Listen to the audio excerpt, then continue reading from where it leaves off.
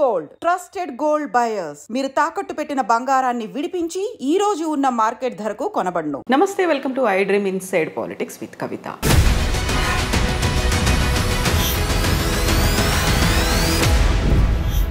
అక్రమంగా అమెరికాలో చొరబడ్డటువంటి వలసవాదుల్ని చేతులకి కాళ్ళకి సంకెళ్ళు వేసి మిలిటరీ విమానంలో పంపించేస్తోంది అమెరికా. అందులోనూ మన భారతీయులు కూడా ఉన్నారు. అయితే దీనిపై విపరీతమైనటువంటి విమర్శలు, వివాదాలు మొదలైపోయాయి.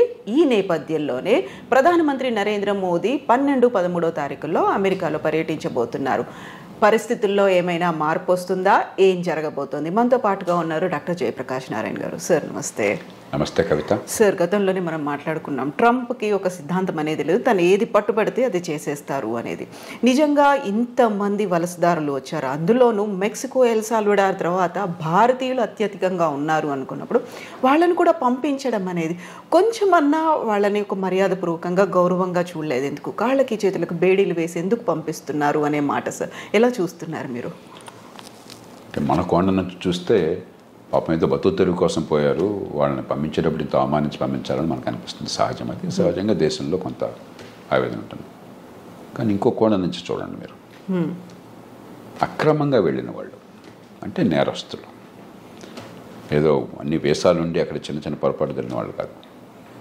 లక్షల రూపాయలు ఈ మాఫియాకి, ఏది అక్కడ ట్రాఫికింగ్ దళారులకి ఇచ్చి వెళ్ళిన వాళ్ళు, నిరుపేదలు కూడా కాదు. 30-40 లక్షల రూపాయలు ఎవరు ఖర్చు పెట్టగలరు? అది ఒకటి. రెండోది, మన విమానాల్లో వాళ్ళని తీసుకొస్తే మన దేశానికి పద్ధతి వేరు. వాళ్ళ విమానాల్లో వాళ్ళు పంపిస్తున్నారు, ఎవరు ఒకళ్ళని కాదు. ఆ ప్లేన్లో ఉన్న వాళ్ళంతా ఇలా వచ్చిన వాళ్ళే. వాళ్ళు చాలా డెస్పరేట్ అయిపోయారు అనుకోండి. డెస్పరేషన్తో వెళ్ళింది అక్కడికి. విమానాన్ని మధ్యలో హైజాక్ చేశారనుకోండి, వీళ్ళందరూ ప్రయాణికులు అందరూ కలిసిపోయి హైజాక్ చేసేదో దాష్టికానికి పాల్పడ్డారు అనుకోండి, అప్పుడేమవుతుంది? ఇప్పుడు వాళ్ళని అడిగితే వాళ్ళు ఆ మాట చెప్తారు. ఎందుకంటే మొత్తం విమానంలో కొన్ని సినిమాల్లో మీరు చూసుంటారు, నేరస్తుల్ని, జైళ్ళకి వెళ్ళిన వాళ్ళని విమానాల్లో తరలిస్తుంటే వాళ్ళంతా హైజాక్ చేయటం అలాంటి సినిమాలు నాటకీయంగా అనిపించవచ్చు. కానీ విమానంలో ప్రయాణికులు అందరూ కూడా నేరస్తులైనప్పుడు, వాళ్ళ దృష్టిలో చాలా ఫ్రస్ట్రేషన్లో, చాలా డెస్పరేట్గా ఉన్నప్పుడు వాళ్ళందరూ కలిసి విమానంలో వెళ్తున్నారు, రైల్లో వెళ్ళట్లా, బస్సులో వెళ్ళట్లా. ఆ విమానాన్ని ఏమన్నా చేస్తే ఏమవుతుందని చెప్పిన భయం వాళ్ళకు ఉంటుంది. కాబట్టి వాళ్ళ ఫిజికల్గా అదుపు చేయటం, వాళ్ళు పారిపోతారు. విమానంలో ఎక్కడ పారిపోతారు? విమానంలో అందరూ కలిసి దాడి చేస్తే ఆ సిబ్బంది మీద, విమానాన్ని హైజాక్ చేసి ఎక్కడో సివిలియన్ ఏరియాలో క్రాష్ చేస్తానో, మరొకటి చేస్తానో, ఇంకోటి చేస్తానో ఏమవుతుందని చెప్పిన భయం వాళ్ళకుంటుంది. అంచేత నా దృష్టిలో పరిష్కారం దానికి ఏంటంటే, ఈ చిన్న అంశానికి, నిజమైన అంశం ఇది కాదు. నిజమైన అంశం అక్రమంగా వెళ్ళే వాళ్ళని ఆపించాలి. మనం కూడా మన ప్రయోజనాల దృష్ట్యా సక్రమంగా వెళ్ళే వాళ్ళకి నైపుణ్యంతో డాక్యుమెంట్స్ వెళ్ళే వాళ్ళకి ఇబ్బందులు లేకుండా ఉండేట్టుగా మనం వాళ్ళతో కూర్చొని ఏర్పాటు చేసుకోవాలి. అది నిజమైన అంశం. మధ్యలో ఈ కొన్నాళ్ళకి మందేస్తే ఉన్నాళ్ళు గుడిపోయినట్టుగా ఈ చిన్న అంశం మొత్తం చర్చలు పక్కన పట్టేస్తుంది. కానీ దీనికి నా దృష్టిలో పరిష్కారం, మీరు మీ విమానాల్లో గౌరవంగా మాకు దగ్గర తీసుకోండి అని చెప్పంటే దొరకదు. ఈ ప్రశ్న సమాధానం మన దగ్గర లేదు. మనం హామీ ఇవ్వగలమా? విమానంలో కూర్చునే వాళ్ళంతా కూడా ఏ రకంగా లేకుండా చాలా మర్యాదగా ఉంటారని. మామూలుగానే విమానంలో ప్రయాణం చేస్తుంటే ఎయిర్ హోస్టెస్ మరొకళ్ళు చాలా అవమానిస్తుంటారు, అరుస్తుంటారు మన కల్చర్లో. అలాంటి కొన్ని సంఘటనలు చూస్తుంటాం. కాబట్టి మా విమానాల్లో మేము తెచ్చుకుంటాం, ఒకసారి మీరు మాకు అప్పు చెప్పాక వాళ్ళ బాధ్యత మాది అని మనం తీసుకుని అవ్వకండి. మనం సంఖ్యలు వేస్తామో వేయకుండా ఉంటామో అంత మన బాధ. అప్పుడు గొడవ లేదు. అలా పరిష్కారం ఆలోచించాలి తప్ప ఇది భారత్ను అమెరికాకి మధ్య యుద్ధంగా ఈ విషయాన్ని భావించకూడదు. ఉద్రేకంతో మనం సాల్వ్ చేయాలి. ఆ అవతల బాధ కూడా. మన దేశం నుంచి ఉదాహరణకి పాకిస్తాన్కు మరో దేశంలో నేరస్తుని మనం పంపించాం. మనం అమెరికా స్థాయి కాదు, అప్పుడు మన దేశంలో ఉండాలని వాళ్ళని కోరుకోవట్లేదు. కానీ బాగా ఇక్కడే ఉండాలని కోరుకున్నది వాళ్ళకి. అక్కడికి పోతే బీతి వెంటనే గందరగోళం ఉంది. మరి వాళ్ళని ఏదో రకంగా కట్టడి చేయకపోయినట్టయితే, విమానాన్ని వాళ్ళు పక్కదో పట్టిస్తే ఏమవుతుంది? అంచేత మన విమానాల్లో మనం తెచ్చుకున్నట్టయితే ఇబ్బంది ఉండదు. కాకపోతే సార్, ఇప్పుడు మాల్యా లాంటి వాళ్ళని, నీరవ్ మోదీ లాంటి వాళ్ళు, మెహుల్ చోస్కి వాళ్ళని కోట్లాది రూపాయలని వాళ్ళకి రైట్ ఆఫ్ చేసేసి వాళ్ళు ఎక్కడున్నారో తెలిసినప్పటికి కూడా వాళ్ళని తీసుకువచ్చే ప్రయత్నాలు ఇవన్నీ జరగనప్పుడు వీళ్ళు పాపం అమాయకంగానో లేకుంటే ఇంకెవరి మాటలో నమ్మి వెళ్ళిపోయిన తర్వాత వీళ్ళని అంత అమానవీయంగా తీసుకురావాలనేది ఇక్కడ డ్యూయల్ రోల్ ఉందా సార్? రెండుకి తేడా. మనం చాలా ఎమోషనల్గా చేస్తున్నాం. నీరవ్ మోదీ కానీ మాల్యా కానీ క్రమక్రమంగా తిరిగి వస్తున్నారు ఇండియాకి. వాళ్ళు ఆ దేశంలో ఎవరే దేశంలో ఉన్నా ప్రజాస్వామ్య దేశాల్లో రాజ్యాంగం కింద వాళ్ళ హక్కులు స్వేచ్ఛలు ఉన్నాయి, ప్రాథమిక హక్కులు స్వేచ్ఛలు ఉన్నాయి. దాని ప్రకారం డ్యూ ప్రాసెస్, కోర్టులకు వెళ్ళటం, ఎక్స్ట్రడిషన్ కోసం మనం కోరితే ఈ కారణంగా మమ్మల్ని పంపించదని వాళ్ళు కోరటం, చివరికి కోర్టు తీర్పు అవటం, అంతా కూడా వాళ్ళు డబ్బులు ఉన్నాయి కాబట్టి మంచి లాయర్లు పెట్టుకుంటారు, కోర్టులకు వెళ్తారు. అంతేగాని మనం తీసుకోవడం మన చేతుల్లో లేదు. మనం ఎవరం కూడా నీరవ్ మోదీనో మాల్యానో మరొకరినో తీసుకురావద్దని మనం అనుకోవటం కాదు. ఆ దేశంలో పోయి దాడి చేసి వాళ్ళని తీసుకొచ్చే శక్తి లేదు, అధికారం లేదు మనకి. వాళ్ళు మనకు పంపించడానికి సిద్ధపడాలి. దానికి ఒక ప్రాసెస్ ఉన్నది. ప్రపంచంలో ఎంత కుబేరుడైతే అంత ప్రాసెస్ ఆలస్యం అవుతుంది. కోర్టులో అంత గట్టి లాయర్లను పెడతారు, అంతగా వాయిదా వేస్తూ పోతుంటారు. అంతే తప్ప ఇక్కడ వీళ్ళని మనం తీసుకురావటంలా. ఆ దేశంలో చట్టాలు ఉల్లంఘించారు, అక్కడ కోర్టులు వీళ్ళ కేసులు ఒప్పుకోలేదు కాబట్టి విధిగా రావాల్సి వస్తుంది. అలా చూడాలి తప్ప దీని పెద్దాన్ని మనం ఒక ఎమోషనల్ కోణం నుంచి చూస్తే పరిష్కారం రాదు. సో ఇప్పుడు టారిఫ్లు విధించడం అనేది అమెరికాకి ఏ దేశం నుంచి స్టీల్, అల్యూమినియం ఇలాంటివి వచ్చినప్పటికీ కూడా 25% వాళ్ళ మీద సుంకాలు విధిస్తాము అనేటువంటి ఒక ప్రకటనతో పాటుగా ప్రతి చోట కూడా ట్రంప్ తన మార్కును చూపిస్తున్నాడు అనే మాట వినిపిస్తోంది. అదే సమయంలో పొద్దున ఒక మాట చెప్తున్నాడు, మధ్యాహ్నం ఇంకో మాట చెప్తున్నాడు, సాయంత్రం ఇంకో మాట చెప్తున్నాడు. మామూలుగా ఏంటంటే పరిపాలనలో ఎప్పుడు కూడా విధానం ఏం కావాలని మల్లగొల్లాలు పడుతూ ఉంటారు. కొందరు ఇలా చేస్తే బాగుంటుంది అంటారు, మరికొందరు అలాగా దానిలో ఇబ్బందులు ఉన్నాయి, ఇలా చేస్తే బాగుంటుంది అంటారు, మరికొందరు ఇంకో రకంగా అంటారు. ఇవన్నీ చర్చించుకుని నిగ్గు తేల్చి చివరికి ఏది మంచి విధానం ఆలోచించి అప్పుడు పై స్థాయికి పంపిస్తారు. ఓ ప్రధానమంత్రి స్థాయిలో, దేశ రాష్ట్రపతి స్థాయిలో, ప్రభుత్వం స్థాయిలో ఇవన్నీ ఈ ఆలోచనలు, ఈ లాభ నష్టాలని బేరీ చేసుకుని పంపిస్తారు. ట్రంప్ ఏమవుతుంది, పురిలో ఏదో ఆలోచన పడుతుంది, వెంటనే ఆయన దేశాధినేతగా ప్రకటించేస్తున్నాడు. మధ్యాహ్నానికి అది కష్టం అనిపిస్తుంది, వెంటనే మార్చుకుంటున్నాడు. పొద్దున్న ప్రకటించినప్పుడు ఆయన బృందం అంతా వైట్ హౌస్లో ఆయన కేబినెట్ మంత్రులు కానీ లేకపోతే ఆయన ఉన్నతాధికారులు కానీ మా నేచురల్గా నాయకుడు దేశాధినేత ఆదేశం ఇచ్చాడు కదా ఆయన సమర్థించాలా. మధ్యాహ్నం మాట మారుస్తున్నాడు, మళ్ళీ దీన్ని సమర్థించాలా. సాయంత్రం ఇంకో మాట చెప్తున్నాడు, మళ్ళీ దాన్ని సమర్థించాలా. అంటే ఒక తొగ్గలకి వ్యవహారంలాగా తయారవుతుంది. ట్రంప్ కూడా నిలకడగా, ఎందుకంటే నిలకడగా కొన్ని విషయాల్లో నిలకడగా అనిపించవచ్చు. ఇమిగ్రెంట్స్ ఉండటానికి వెళ్ళలేదు, అక్రమంగా వచ్చినటువంటి ఇమిగ్రెంట్స్ ఉండటానికి వెళ్ళలేదు, అక్కడ కన్సిస్టెంట్గా ఉన్నాడు. మంచి వచ్చేటో పక్కన పెట్టండి. అలాగే మరికొన్ని విషయాలు, కానీ కొన్ని విషయాల్లో పొద్దున మధ్యాహ్నం సాయంత్రం ఒక్కసారి ప్రభుత్వం మాట 2-3 సార్లు మారిపోతుంది. అది ఏ దేశానికి మంచిది కాదు. విధానాలు లోతుగా ఆలోచించాలి, తొందరపడి నిర్ణయాలు చేయకూడదు, అన్ని రకాలుగా పూర్వాపురాలు పరిశీలించాలి. వినదగిన ఎవరు చెప్పినా అని చెప్పని మీరు ఏదనుకుంటున్నా దానికి వ్యతిరేకంగా చెప్పేవాళ్ళ మాట ఆలోచించి నిర్ణయం తీసుకోవాలి. తీసుకున్నాక నిలకడగా ఉండాలి. ఇప్పుడు ఆలోచించకుండా తొందరపడి నిర్ణయాలు, నిలకడ లేకుండా వెనక్కి వెళ్ళటం జరుగుతుంది. ఇప్పుడు జన్మతః పౌరసత్వం రద్దుకు సంబంధించి చేసినటువంటి అనౌన్స్మెంట్ అది ఏ దిశలో ముందుకెళ్తుంది అనుకుంటున్నారు సార్? అది జరగదు. ఆ దేశంలో కోర్టులు అంగీకరించవు, ఆ దేశంలో రాజ్యాంగం ఒప్పుకోదు.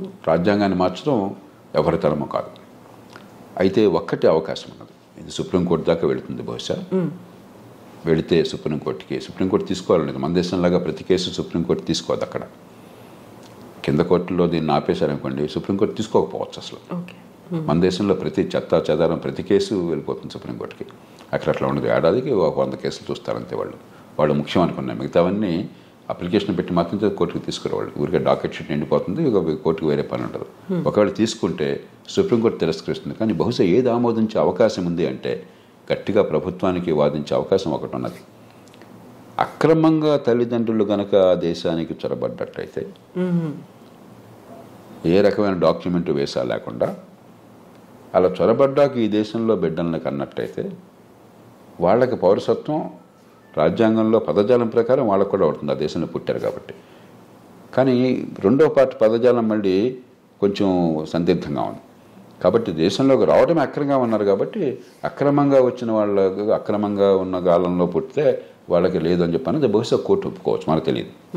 కాబట్టి భారతీయులకి ఇప్పుడు ఈ రకంగా అక్రమంగా వెళ్ళిన వాళ్ళకి ఇబ్బంది అవుతుంది. కానీ 195 మంది భారతీయులు ఈ దేశం నుంచి అమెరికా పోయేది చదువుకున్న వాళ్ళు, నైపుణ్యం ఉన్నవాళ్ళు, ఆ దేశంలోనే ఉన్నత విద్యను పొందిన వాళ్ళు చాలామంది,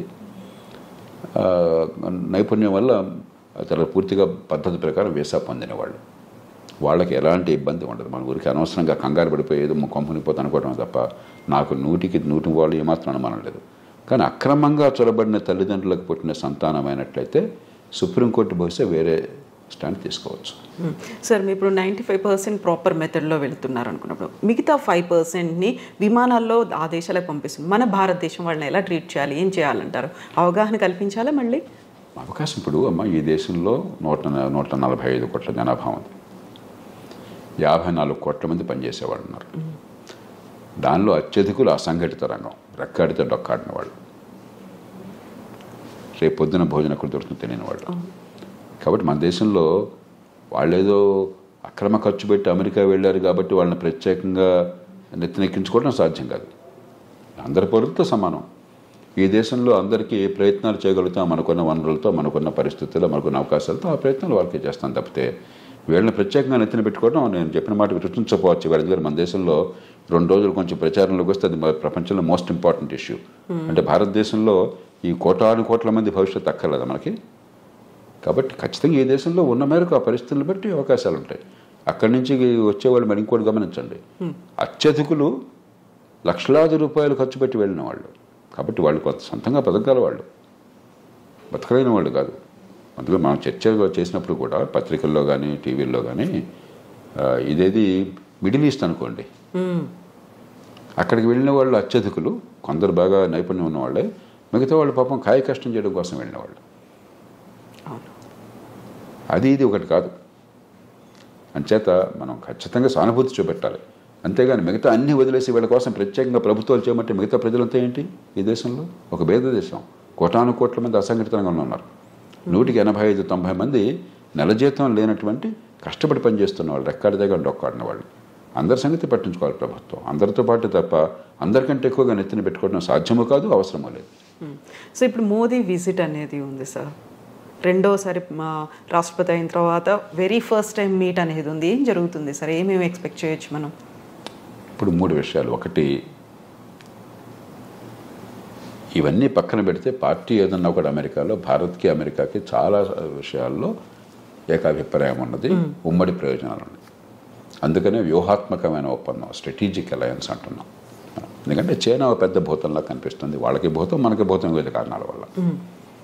ఆ నేపథ్యంలో దాన్ని మరింత సంఘటితం చేయడం, బలోపేతం చేయడం. రెండోది, ఇవన్నీ ఒక రకంగా చిన్న చిన్న సమస్యలు, పెద్ద సమస్యలు కాదు. మనకేదో పేపర్లో హెడ్లైన్ వచ్చింది కాబట్టి అనిపిస్తుంది, కానీ ఒక 10,000 మంది 20,000 మంది అక్రమంగా చొరపడిన వాళ్ళని తిరిగి పంపించడం అనేది లార్జర్ కాంటెక్స్ట్లో చాలా చిన్న సమస్య. అమెరికాలో బహుశా 50 లక్షల మంది భారతీయులు ఉన్నారు. 10,000 మంది 15,000 మంది లెక్క ఏంటి అసలు? వాళ్ళంతా అధికారికంగా చట్టబద్ధంగా దేశాలతో వెళ్ళిన వాళ్ళు. కానీ ఇలాంటి చిన్న ఉంటాయి. ఇవన్నీ కూడా పరిష్కారం ఉభయతారకంగా కొంత ప్రయత్నం చేయడం. కానీ కీలకమైనది ఏంటంటే వాణిజ్యం, అంతర్జాతీయ వాణిజ్యం. భారతదేశానికి అమెరికాతో మిగులు ఉన్నది, కానీ పెద్ద మిగులు లేదు. పెద్ద మిగులు ఉన్నది అమెరికాకి కెనడాతో ఉన్నది, అంతకంటే ఎక్కువ మెక్సికోతో ఉన్నది, చైనాతో, మెక్సికోతో, కెనడాతో ఉన్నది. వియట్నాంతో దాదాపు $62 బిలియన్ మిగులు ఉన్నది. చిన్న దేశం, గోచిపాత దేశం. మనది 60 బిలియన్ డాలర్లు, మనది $30 బిలియన్ అంతా మిగులుంది మనకి, భారత్కి. అమెరికా ఒక్కటే పెద్ద దేశం, మనకి అసలు మిగులున్నది. తగ్గించాలని ఒత్తిడి ఉంటుంది. అందుకనే మన బడ్జెట్ కూడా కొంత మనం దిగుమతి సుంకాలు తగ్గించే ప్రయత్నం చేశాం. ఉభయతారకంగా ఆయన మనసును గుర్తిరిగి కాస్త ఆయన్ని ప్రసన్నం చేసుకోవటం, అదే మన ప్రయోజనాలను కాపాడుకోవటం. మనం నష్టపోకూడదు. అవతల వాళ్ళకి మీరు అంత భీష్మించి కూర్చున్నప్పుడు వాళ్ళకి ఏదో కొన్ని చూపెట్టాలి. కాబట్టి వాణిజ్యం విషయంలో ఏం చేయాలి? ఈ 3 ప్రధానమైన అంశాలు అవుతాయి చర్చలో. సో మన దగ్గర నుంచి వస్తున్నటువంటి దిగుమతుల మీద కూడా విపరీతమైనటువంటి సుంకం పెట్టబోతున్నారు, టారిఫ్లు విధిస్తారు అనే మాట అంత ఎక్కువ ఉంటుంది. మనకి ఏంటంటే ఇదిగో పుల్లాడి దిగుతో అంటున్నాం మనం. మెక్సికో నుండి కెనడా మీద సుంకాలు పెడతా ఉన్నారు, మళ్ళీ వెంటనే మధ్యాహ్నానికి మార్చేశారు, సాయంత్రం ఇంకోటి అన్నారు. మన మీద కూడా ఇవన్నీ ఏంటి ఆయన నెగోషియేటింగ్ టాక్టిక్. ఒక ప్రభుత్వాధినేత నెగోషియేటింగ్ టాక్టిక్స్, మనకి సంప్రదింపుల్లో మాట్లాడేటువంటి వాటిని అనాలోచితంగానో లేకపోతే తాత్కాలికంగానో విధానంగా అంత ఆర్భాటం చేసి ప్రకటించకూడదు. ట్రంప్ స్టైల్ అది, ఆయన తీరే అది. మనం ఏం చేస్తాం? ఆయన తీరు మార్చలేం కదా. పుట్టుకతో వచ్చిన బుద్ధి పుట్టుకలతో పోదని చెప్పిన మన చేతుల్లో ఏం లేదు. అంచేత మన మీద కొంత ఒత్తిడి మన మీద ఉంటుంది, కానీ భయంకరంగా ఏముండదు. మనం కూడా కొంచెం ఉభయతారకంగా వ్యవహరించినట్టయితే, మన ప్రయోజనాన్ని కాపాడుకుంటూ ఒడుకు వ్యవహరించినట్టయితే మనకి పెద్దగా నష్టం ఉండదు. సో ఫస్ట్ 100 డేసే కీలకమైనప్పుడు మీరు చెప్పినట్టుగా ఇన్ని కన్ఫ్యూజింగ్ నిర్ణయాలు పూటకొకటి మారుతూ ఉన్నప్పుడు వాట్ అబౌట్ మిగతా టెన్యూర్ అనేది ఎలా ఉంటుంది అనుకోవచ్చు సార్? ఇప్పుడు అమెరికాకి ఏమవుతుందో అమెరికా వాళ్ళు చూస్తుంటారు, మీకు నాకు బాధపడాల్సిన అవసరం లేదు. ప్రపంచానికి ఏమవుతుందని ఆలోచించాలి. ఏమవుతుందంటే అమెరికా తిరుగులేని నాయకత్వం ఉన్న దేశం, ఆర్థికంగా కానీ సైనిక పరంగా కానీ. ప్రపంచంలో కాస్త ఏమనాలి, ఒక కోఆర్డినేషన్, కొన్ని మౌలిక సూత్రాలు, కొన్ని మౌలికమైనటువంటి పద్ధతులు, అంతర్జాతీయ వాణిజ్యం కావచ్చు, మరొకటి కావచ్చు, ఇలాంటి విషయాల్లో అమెరికా ఒక పెద్ద పాత్ర వహిస్తోంది. అమెరికా ఆదర్శంగా ఉంటుంది. అది క్రమేణా పలచబడుతుంది ఇది కొనసాగితే. రెండవది, నిలకడలేని విధానాలు, పురుల్లో బుద్ధి పుట్టినట్టు ఏది పడితే అది తుక్కలకు విధానాలు కనిపిస్తుంటే మళ్ళీ మళ్ళీ అంతర్జాతీయ సమాజంలో అమెరికా నాయకత్వం తగ్గి చైనా గొప్ప దేశంగా అనిపిస్తుంది. వాళ్ళతో పోలిస్తే వీడమా ఉన్నారు, కాస్త పద్ధతి ఉంది, నిలకడ ఉందని చెప్పని. కాబట్టి ట్రంప్ కానీ ఆయన బృందం కానీ కొద్దిగా ఉభయతారకంగా వ్యవహరించకపోయినట్టయితే అమెరికా నాయకత్వం బలహీనపడి చైనా నాయకత్వం పెరిగే అవకాశం ఉంది. భారతదేశానికి ఏనాడైనా సరే ఈ రెంటి మధ్య అమెరికా మేలు మనం ఉన్న పరిస్థితుల్లో. కాబట్టి అది కొంచెం దీర్ఘకాలికంగా మనకు కొంత ఇబ్బంది ఉన్నది. కానీ ఇక అమెరికా అది కోరుకుంటే మనం ఏం చేయగలం, చూద్దాం ఏమవుతుంది. సో అప్పుడు మన దౌత్య వ్యవహారాలు కానీ మనం చేసేటువంటి ప్రయత్నాలు కానీ ఏమన్నా మార్పు తెచ్చే అవకాశం ఉందంట. అందుకనే ఇప్పుడు మనం చాలా జాగ్రత్తగా వ్యవహరిస్తున్నాం. పార్టీ ఏదైనా కూడా ఢిల్లీలో అధికారంలో ఉన్న పార్టీ అమెరికాతో మైత్రి సంబంధాలు మనకు తగ్గటం లేదు. అక్కడ ఏ పార్టీ ఉన్నా, మన దేశంలో ఏ పార్టీ ఉన్నా కూడా యూరప్తో సంబంధాలు మనం తగ్గించుకోవటం లేదు. చైనాని మనం శత్రువుగా తీసుకోవటం లేదు. సరిహద్దుల దగ్గర ఏమన్నా దాడి చేస్తే వాడు గట్టిగా ఎదురు తిప్పుతున్నాను తప్పితే చైనాని శత్రువు చూడలేదు. మనం చాలా సమావేశాల్లో చైనాతో కలిసి పనిచేస్తున్నాం.